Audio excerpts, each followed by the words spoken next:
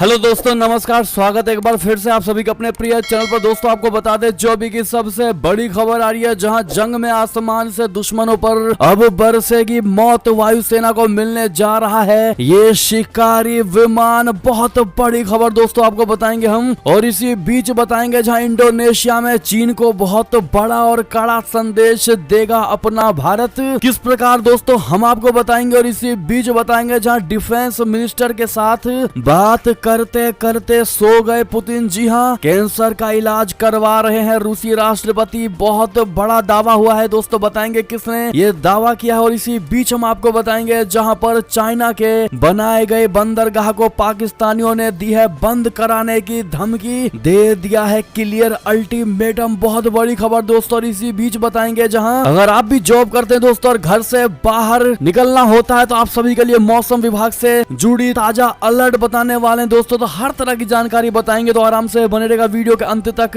और अभी खबरों में आगे बढ़ने से पहले हमेशा की तरह मानते हैं कि मोदी जी हैं तो हर चीज मुमकिन है, और भारतीय सेना है तो अपना देश गर्व से जी रहा है दोस्तों। तो इस वीडियो को भी कर दीजिए लाइक, चैनल को कर दीजिए सब्सक्राइब, बेल आइकन दबाइए, साथ ही कमेंट बॉक्स में लिख दीजिएगा जय हिंद। जी हाँ दोस्तों, चलते हैं पहली और सबसे बड़ी खबर की तरफ, जहाँ जंग में आसमान से दुश्मनों पर बरसेगी मौत, वायुसेना को मिलने जा रहा है ये शिकारी लड़ाकू विमान। जी हाँ, भारतीय वायुसेना को अगले साल से नई आसमानी लड़ाकू ताकत मिलेगी दोस्तों। हिंदुस्तान एरोनॉटिक्स लिमिटेड यानी हेल स्वदेशी लड़ाकू विमान तेजस MK-1A की आपूर्ति 2023 से शुरू करेगा और 2027 तक पूरे 83 विमान वायुसेना को मिल जाएंगे। इनमें 73 तेजस MK-1A लड़ाकू और 10 ट्रेनर विमान होंगे। इसी तरह पहले अनुबंधित किए गए 40 तेजस MK-1 विमानों की भी आपूर्ति 2023 तक के मध्य तक पूरी की जाएगी दोस्तों। अभी तक भारतीय वायुसेना को कुल 40 अनुबंधित तेजस MK-1 विमानों में से 25 मिल चुके हैं। 11 अन्य ट्रेनर विमानों के पहले लॉट की आपूर्ति अगले साल मार्च तक होने की उम्मीद है। शेष 4 विमानों की आपूर्ति 2023 तक के मध्य तक वायुसेना को की जानी है। जी हाँ दोस्तों, ऐसे में बता दें आप सभी को कि ये कोई नॉर्मल लड़ाकू विमान नहीं है दोस्तों, ये दुश्मनों पर आसमान से बरसने वाली मौत की तरह कार्य करेगी दोस्तों, जो भारतीय सेना को मिलने वाली है। इसके लिए भारतीय सेनाओं को ऑल द बेस्ट जरूर कह दीजिएगा दोस्तों, और मोदी जी को थैंक यू कहना मत भूलिएगा। चलते हैं एक और बड़ी खबर की तरफ, जहां इंडोनेशिया में चाइना को कड़ा संदेश देगा अपना भारत। जी हां दोस्तों, G20 से इतर मिल सकते हैं जयशंकर और वांग यी। जी हां दोस्तों, भारतीय विदेश मंत्री एस जयशंकर और चीनी विदेश मंत्री वांग यी इस हफ्ते इंडोनेशिया में मुलाकात कर सकते हैं दोस्तों। दोनों पूर्वी लद्दाख में भारतीय सेना और चीनी पीपुल्स लिबरेशन आर्मी के बीच गतिरोध को समाप्त करने के लिए जारी बातचीत पर गतिरोध को खत्म करने के तरीकों पर चर्चा करेंगे। जयशंकर और वांग 7 और 8 जुलाई को बाली में G20 विदेश मंत्रियों की बैठक में हिस्सा लेंगे। इंडोनेशियाई विदेश मंत्री रेटनो मरसूदी इस बैठक की मेजबानी करेंगे। जी हाँ दोस्तों, ये बैठक G20 समिट के लिए मंच तैयार करेगी, जिसकी मेजबानी इंडोनेशियाई राष्ट्रपति जोको विडोडो इस साल के अंत में करेंगे। भारत और चीन बाली में G20 मुलाकात के अलग जयशंकर और वांग की द्विपक्षीय बैठक का समय निर्धारित करने की संभावना तलाशने के लिए लगातार संपर्क में है। जी हाँ दोस्तों, अगर दोनों की बैठक होती है तो विदेश मंत्री जयशंकर चीनी विदेश मंत्री को ये बता सकते हैं कि भारत और चीन के बीच विवादित सीमा पर बनी परिस्थितियों का असर दोनों देशों के बीच रिश्तों में भी दिख सकता है और इसे जल्द से जल्द हल किया जाना चाहिए। बहुत बड़ी खबर दोस्तों। अगली बड़ी खबर की बात करें, जहाँ डिफेंस मिनिस्टर के साथ बात करते करते सो गए पुतिन। और दोस्तों, ये बड़ा दावा किया गया है कि पुतिन कैंसर का इलाज करवा रहे हैं। जी हाँ दोस्तों, फरवरी में जब रूस यूक्रेन युद्ध की शुरुआत हुई तो खबरों में एक तरफ जंग की बर्बादी थी और एक तरफ पुतिन की सेहत। पश्चिमी मीडिया में लगातार दावा किया गया है कि पुतिन कैंसर या पार्किंसन रोग से पीड़ित हैं। पुतिन के कई वीडियो इन दावों के सबूत के तौर पर जारी किए गए, लेकिन कहीं से भी रूसी राष्ट्रपति की बीमारी की पुष्टि नहीं हुई। अब एक बार फिर दावा किया जा रहा है कि पुतिन कैंसर से जूझ रहे हैं और उनका इलाज चल रहा है। जी हाँ दोस्तों, 10 सन की खबर के अनुसार क्रेमलिन में रूसी रक्षा मंत्री के साथ एक मीटिंग के दौरान रूस के राष्ट्रपति व्लादिमीर पुतिन को सोते हुए देखा गया, जिसके बाद से पुतिन के स्वास्थ्य को लेकर चिंताएं बढ़ गई हैं दोस्तों। इस दौरान पुतिन कुछ फूले हुए दिखाई दिए और अफवाहें हैं कि उनका कैंसर का इलाज चल रहा है। वीडियो फुटेज में उन्हें आगे की तरफ झुका हुआ और धुंधली आंखों के साथ देखा गया दोस्तों। मीटिंग के दौरान दौरान पुतिन मेज पर कुबड़ निकाल कर बैठे नजर आए। अब आप अंदाजा लगा पा रहे होंगे दोस्तों इनकी स्थिति कितनी खराब हो सकती है। ऐसे में पुतिन के जल्द से जल्द ठीक होने के लेकर दोस्तों आप क्या कहना चाहेंगे कमेंट में लिखकर जरूर बताइएगा। चलते हैं एक और बड़ी खबर की ओर, जहां चीन के बनाए गए बंदरगाह को ही अब पाकिस्तानियों ने दी है बंद कराने की धमकी। अल्टीमेटम दिया गया है दोस्तों। चीन के रोड एंड बेल्ट इनिशिएटिव बोले तो BRI प्रोजेक्ट के तहत विकसित किया जा रहा पाकिस्तान के बलूचिस्तान प्रांत का ग्वादर बंदरगाह विवादों के घेरे में आ गया है दोस्तों। प्रांत के एक प्रमुख स्थानीय नेता ने पाकिस्तान सरकार को धमकी दी है कि अगर सरकार ने उनसे किए वादों को पूरा नहीं किया तो 21 जुलाई से ग्वादर बंदरगाह को बंद कर दिया जाएगा। चीन पाकिस्तान आर्थिक कॉरिडोर परियोजना में ग्वादर बंदरगाह बेहद महत्वपूर्ण है। ये अरब सागर तक चीन की पहुंच के लिए बेहद अहम बंदरगाह है दोस्तों। दरअसल बलूचिस्तान के स्थानीय नेता और ग्वादर अधिकार आंदोलन के नेतृत्व करता मौलाना हिदायतुर रहमान बलूच अपनी कुछ मांगों को लेकर सरकार से नाराज है और इसी साल वो अपनी मांगों को लेकर 1 महीने तक धरने पर बैठे हुए थे। अप्रैल के महीने में बलूच सरकार ने उनसे मांगों को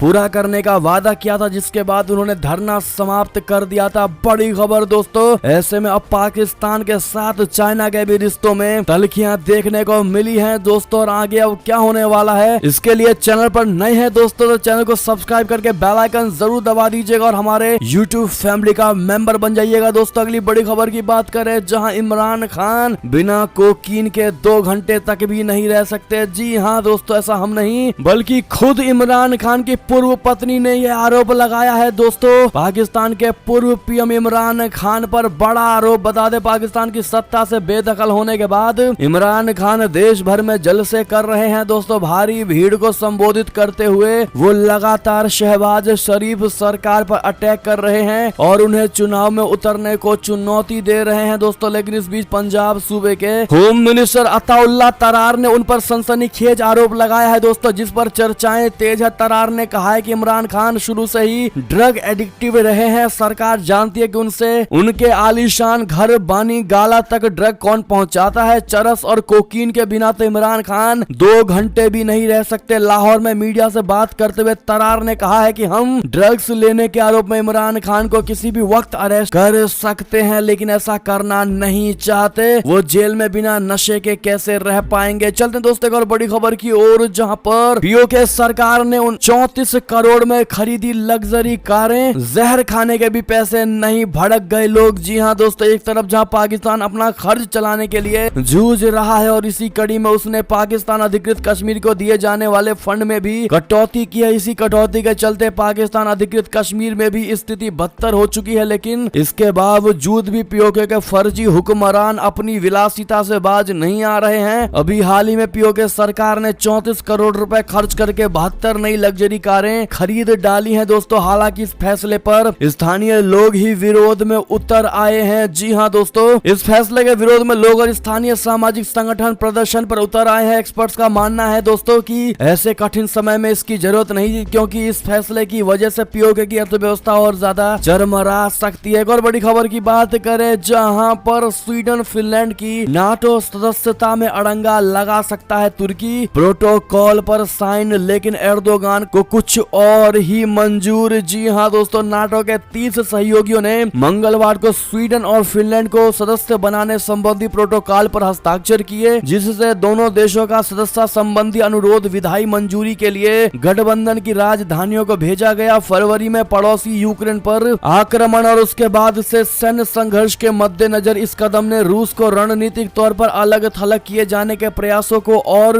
बढ़ाने का काम किया है। नाटो के महासचिव जेंस स्टोल्टनबर्ग ने कहा कि ये फिनलैंड, स्वीडन और नाटो के लिए सचमुच एक ऐतिहासिक क्षण है। 30 राजदूतों और अस्थायी प्रतिनिधियों ने औपचारिक रूप से पिछले सप्ताह के नाटो शिखर सम्मेलन के निर्णयों को तब मंजूरी दे दी जब गठबंधन ने रशिया के पड़ोसी फिनलैंड और स्वीडन को सैन्य क्लब में शामिल होने के लिए आमंत्रित करने का ऐतिहासिक निर्णय लिया था। जी हाँ दोस्तों, आप सभी को बता दें कि अब इस मुद्दे में मुश्किलें पैदा कर सकता है तुर्की। जी हाँ दोस्तों, गठबंधन में समझौते के बावजूद भी सदस्य देश तुर्की नाटो में स्वीडन और फिनलैंड को अंतिम रूप से शामिल किए जाने को लेकर अभी भी समस्याएं पैदा कर सकता है। और ऐसे में दोस्तों, अगर आप भी मानते हैं कि तुर्की शायद कभी नहीं चाहेगा कि फिनलैंड और स्वीडन नाटो में शामिल हो, तो अपनी राय जरूर दीजिएगा दोस्तों। और बड़ी खबर की बात करें जहां ब्रिटेन के वित्त मंत्री ऋषि सुनक और हेल्थ सेक्रेटरी साजिद जावेद का बड़ा इस्तीफा पीएम जॉनसन पर भी उठाए इन्होंने सवाल। जी हां दोस्तों, ब्रिटिश वित्त मंत्री ऋषि सुनक ने मंगलवार को यह कहते हुए इस्तीफा दे दिया है कि वो अनिच्छा से इस निष्कर्ष पर पहुंचे हैं कि हम इस तरह से जारी नहीं रख सकते। जी हां दोस्तों,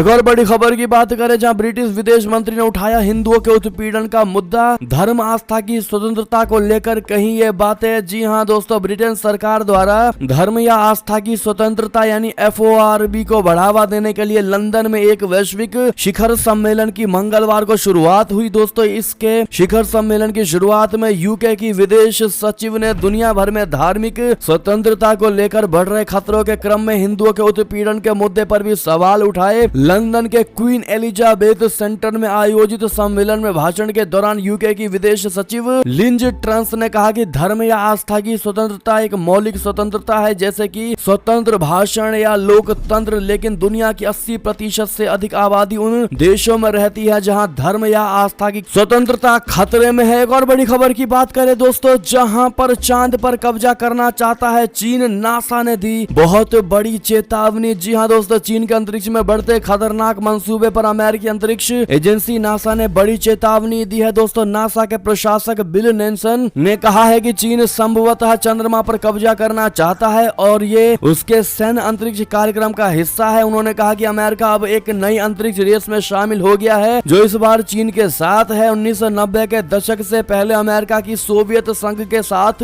अंतरिक्ष में होड़ हुई थी जो USSR के विघटन के बाद समाप्त हुई और इस बीच चीन ने नासा प्रशासक के आरोपों को खारिज कर दिया है। जी हां दोस्तों, नासा के प्रशासक ने जोर देकर कहा कि चीन साल 2035 तक चंद्रमा पर अपने स्टेशन का पूरा काम कर सकता है और इसके लिए 1 साल बाद अपने प्रयोग शुरू कर सकता है। नेल्सन ने दावा किया है कि हमें निश्चित रूप से चीन के चंद्रमा पर उतरने और उसे चीन का घोषित किए जाने और दुनिया के अन्य देशों को उससे दूर रहने के ऐलान को लेकर बहुत ज्यादा चिंतित होना चाहिए। उन्होंने कहा कि चीन का अंतरिक्ष कार्यक्रम एक सैन्य स्पेस प्रोग्राम है। नेल्सन ने यह भी बताया कि चंद्रमा के दक्षिणी ध्रुव को लेकर प्रतिस्पर्धा बहुत ज्यादा है, यानी दोस्तों फिर एक बार चांद पर कब्जा करना चाहता है चाइना और जिसको लेकर नासा ने यह बड़ी चेतावनी दी है। दोस्तों, इस पर आपकी क्या निजी राय होगी कमेंट करके जरूर बताइएगा। दोस्तों, एक और खबर की बात करें जहां पर स्वदेशी एयरक्राफ्ट कैरियर समंदर में हिचकोले मारने को है बेकरार, इस फाइटर प्लेन से होगा लैस। जी हां दोस्तों, स्वदेशी विमान वाहक पोत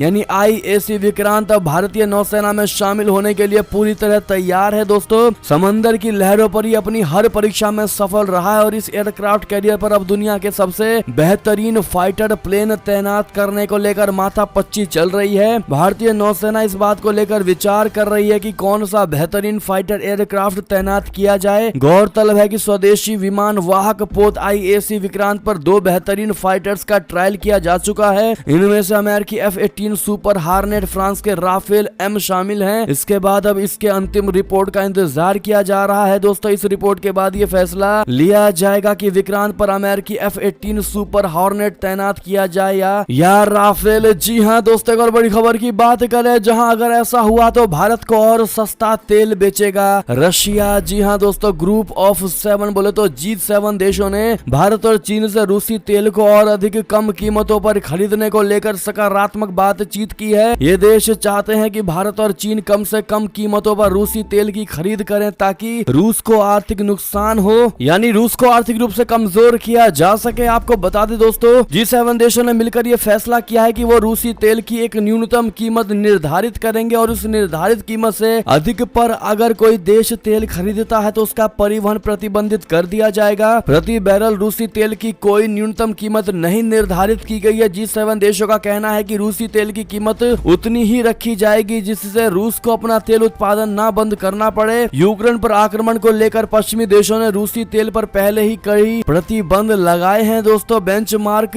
ब्रांड क्रूड की कीमत जहां $110-120 प्रति बैरल है, वहीं रूसी क्रूड तेल को इसकी कीमत $30 से $40 प्रति बैरल के डिस्काउंट वाली कीमत पर बेचा जा रहा है। जी हां दोस्तों, पश्चिमी प्रतिबंधों के बावजूद भी भारत और चीन आदि देश रूस से रियायती दरों पर भारी मात्रा में तेल ही खरीद रहे हैं। अगर पश्चिमी देश रूस पर न्यूनतम तेल कीमतों से जुड़ा प्रतिबंध लगाते हैं तो इससे सबसे अधिक फायदा भारत और चीन को ही होगा। भारत और चीन जो कि पहले से ही रूस से कम कीमत पर कच्चा तेल खरीद रहे हैं, वो रूस से और अधिक कम कीमत पर कच्चा तेल खरीद खरीद सकेंगे। जी हाँ दोस्तों, ऐसे में कितने भाई बहन मानते हैं कि रशिया को भी कुछ रियायत देनी चाहिए दोस्तों इस मुश्किल घड़ी में, और पश्चिमी देशों द्वारा इतना ज्यादा भी प्रतिबंध नहीं लगाना चाहिए। आप लोग क्या कहते हैं, आपकी क्या राय है दोस्तों, बताइएगा जरूर। हम आपके ही प्रश्न को अपने चैनल के माध्यम से उठाते रहते हैं दोस्तों, तो जवाब जरूर दीजिएगा आप लोग। एक और खबर की बात करें जहां पर जम्मू कश्मीर में भारतीय जनता पार्टी को मुश्किल में डाल सकता है गुपकार अलायंस। जी हाँ दोस्तों, क्या है इनका समीकरण। जम्मू कश्मीर में गुपकार गठबंधन का मिलकर चुनाव लड़ने का फैसला भाजपा के लिए बहुत बड़ी मुश्किल खड़ी कर सकता है दोस्तों। इससे न केवल भाजपा बल्कि कुछ अन्य मेन स्ट्रीम छोटी पार्टियां जैसे कि सज्जाद लोन की पीपल्स कॉन्फ्रेंस और अल्ताफ बुखारी की अपनी पार्टी भी मुश्किल में पड़ सकती है दोस्तों। PAGD की अध्यक्ष और जम्मू कश्मीर के पूर्व मुख्यमंत्री फारूक अब्दुल्ला ने सोमवार को कहा कि गठबंधन के सदस्य मिलकर चुनाव लड़ेंगे। जी हाँ दोस्तों, बता दें कि जम्मू कश्मीर में अनुच्छेद 370 को हटाए जाने के विरोध में पहले के धुर विरोधी रहे नेशनल कॉन्फ्रेंस और PDP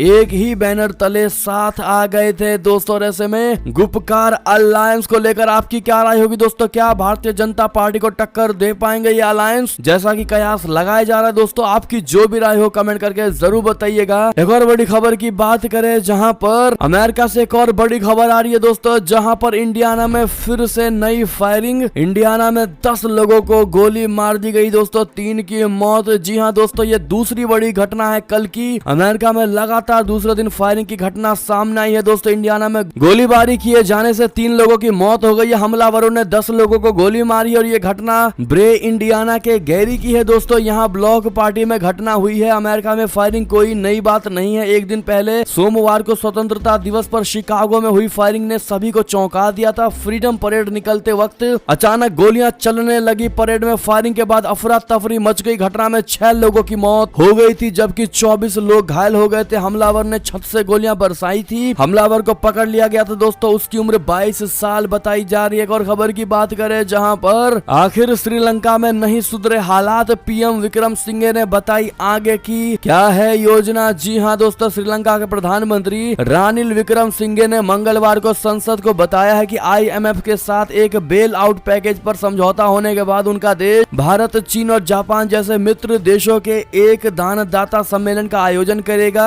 आर्थिक संकट से निपटने के लिए सरकार के रोड मैप पर संसद को संबोधित करते हुए विक्रम सिंघे ने यह भी कहा है कि भारत को हाल के वैश्विक संकटों के कारण श्रीलंका को ऋण सहायता सीमित करनी पड़ी है, जिसमें मौजूदा यूक्रेन रशिया युद्ध भी शामिल है दोस्तों। कर्मचारी स्तरीय समझौता होने के बाद हम भारत, चीन और जापान जैसे मित्र देशों को एक साथ लाकर एक दानदाता सहायता सम्मेलन आयोजित करेंगे। हम एक ऐसी प्रणाली बनाने की उम्मीद कर रहे हैं जहां एक आम समझौते के माध्यम से हमें ऋण सहायता मिल सके। एक और खबर की ओर चले जहां सऊदी अरब का ऐतिहासिक कदम 2 महिलाओं को सरकार में दी है सबसे बड़ी जिम्मेदारी। जी हाँ दोस्तों, महिलाओं के अधिकारों और यहाँ तक कि उनके कपड़े, रहन सहन को लेकर कभी बेहद सख्त रहे सऊदी अरब ने एक ऐतिहासिक कदम उठाते हुए सरकार में 2 महिलाओं को बहुत बड़ी जिम्मेदारी दी है। सऊदी अरब के क्राउन प्रिंस मोहम्मद बिन सलमान ने देश की रूढ़िवादी छवि को बदलने की अपनी मुहिम के तहत निर्णय लेते हुए सरकार में 2 महिलाओं को वरिष्ठ पदों पर नियुक्त किया है दोस्तों। दरअसल सऊदी अरब की सरकार ने रविवार को जारी फरमान में शिहाना अल जाज को सऊदी कैबिनेट की पहली महिला उप महासचिव नामित किया गया है, तो वहीं साथ ही हाइफा बिन्त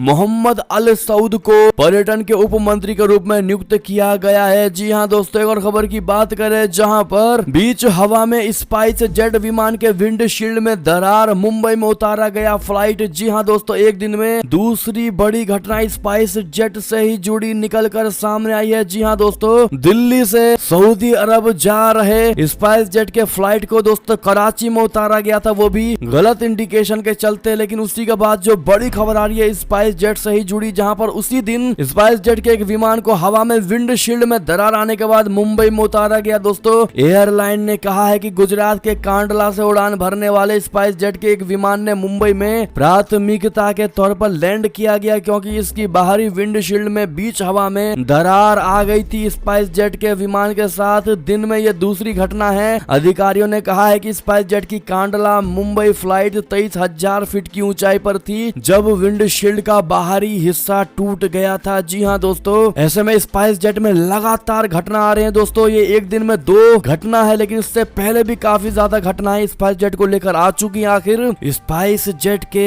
मेंटेनेंस में कहां दिक्कत है दोस्तों, इसकी जांच की जा रही है। आपको क्या लगता है कमेंट करके जरूर बताइएगा दोस्तों। एक और बड़ी खबर की बात करें, जहां पर वुहान नहीं अमेरिका की एक लैब से लीक हुआ था कोरोना वायरस। जी हाँ दोस्तों, सेलिब्रिटी अर्थशास्त्री का दावा सुनकर खुशी से झूम उठा चाइना। जी हाँ दोस्तों, अमेरिकी अर्थशास्त्री जेफरी सेस ने दावा किया है कि कोविड-19 वायरस चीन की वुहान लैब के बजाय अमेरिका की एक प्रयोगशाला से लीक हुआ है। जी हाँ, डेली मेल के रिपोर्ट के अनुसार जेफरी सेस ने महामारी की उत्पत्ति की 2 साल की जांच का नेतृत्व किया है। वो काफी आश्वस्त थे कि वायरस यूएस लैब बायोटेक्नोलॉजी का परिणाम था। सेस ने स्पेनिश वैश्वीकरण थिंक टैंक गेट सेंटर के एक सम्मेलन में कहा, मैंने कोविड पर 2 साल तक लेसेंट के लिए एक आयोग की अध्यक्षता की है। उन्होंने कहा, मुझे पूरा विश्वास है कि कोविड यूएस लैब बायोटेक्नोलॉजी से निकला है। मैंने 2 साल के गहन अध्ययन के बाद इसका उल्लेख किया है। जिसके बाद दोस्तों इस खबर को सुनते ही चाइना गदगद हो उठा और झूम उठा। जी हाँ, ऐसे में भारत की जनता क्या मानती है कमेंट करके जरूर बताइएगा दोस्तों। क्या आपको लगता है कि ये दावा गलत भी हो सकता है दोस्तों और चाइना वायरस ही है, बताइएगा जरूर। एक और खबर की बात करें, जहां पर बीजेपी सांसद दिलीप घोष ने नुपुर शर्मा का किया समर्थन, कहा गलत है तो आओ बहस करो। जी हाँ, बीजेपी की निलंबित नेता नुपुर शर्मा के पैगंबर मोहम्मद पर दिए बयान के बाद पूरे देश में हंगामा मच गया था। यहाँ तक कि उदयपुर और अमरावती में हुई विभत्स हत्या के पीछे भी नुपुर शर्मा के समर्थन में सोशल मीडिया पर किए गए पोस्ट ही एक बड़ी वजह है। और इसी बीच बीजेपी सांसद दिलीप घोष ने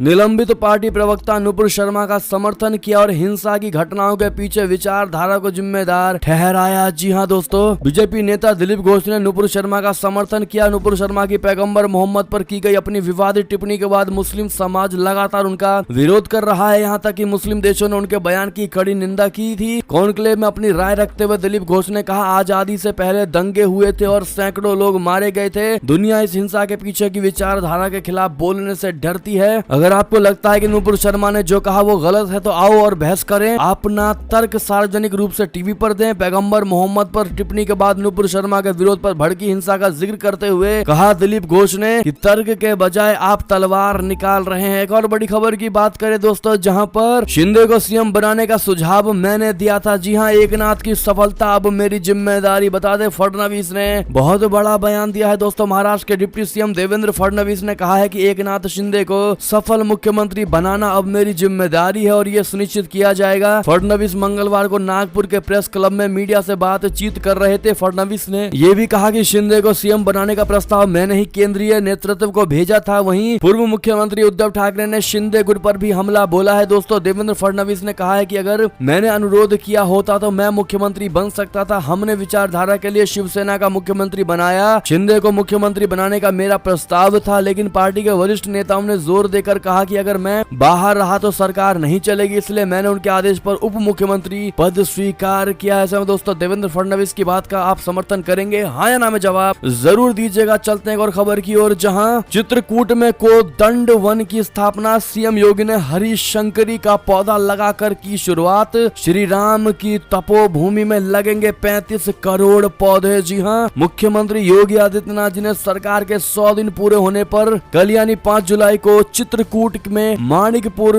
के सहरीन में वैदिक मंत्रों के बीच हरिशंकरी का पौधा रोपकर यूपी में वन महोत्सव का आगाज किया। सीएम योगी के साथ धर्म नगरी के साधु संतों ने भी पौधरोपण किया। तो वहीं इस मौके पर सीएम योगी जी ने कहा कि मनुष्य का जीवन चक्र वनों पर आधारित है, लेकिन वन काटकर मनुष्य ने स्वयं अपने अस्तित्व पर खतरा पैदा किया है। एक और खबर की बात करें दोस्तों, जहां पर रामपुर कोर्ट पहुंचे आजम खान का छलका दर्द, कहा सारे मुकदमे हम पर ही होंगे क्या। जी हां दोस्तों, डूंगरपुर और यतीम खाना मामले में समाजवादी पार्टी के नेता आजम खान मंगलवार को रामपुर कोर्ट पहुंचे। इस दौरान मीडिया से बात करते हुए आजम खान ने कहा, कुछ सरकारी लोगों पर भी केस होने चाहिए। सारे केस क्या हम पर ही होंगे क्या? सिर्फ विपक्ष के लोगों पर ही सारे मुकदमे दर्ज किए जाएंगे। गौरतलब है कि ईडी ने एक बार फिर आजम खान को नोटिस जारी किया है। ईडी ने आजम खान और उनके बेटे अब्दुल्ला आजम खान और उनकी पत्नी तंजीम फातिमा के खिलाफ नोटिस जारी करके पूछताछ के लिए बुलाया है। ईडी ने दोनों को अलग अलग पूछताछ के लिए बुलाया है। डूंगरपुर और यतीम खाना मामले में 12 से 13 मामले दर्ज हैं, जिन पर सुनवाई हो रही है। एक और बड़ी खबर की ओर चले दोस्तों, जहां पर मौसम विभाग का बड़ा ही ताजा अलर्ट। जी हां दोस्तों,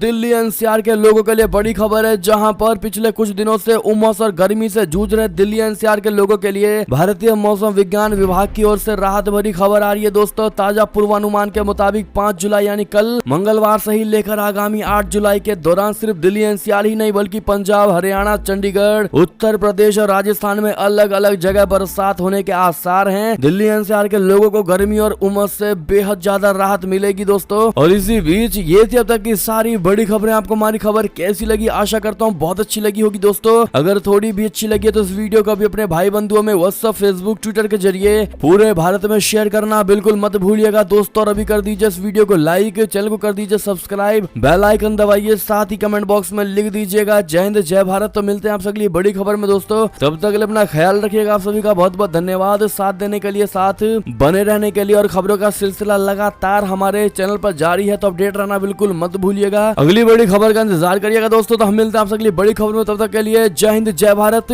जय श्री राम, वंदे मातरम, हर हर महादेव।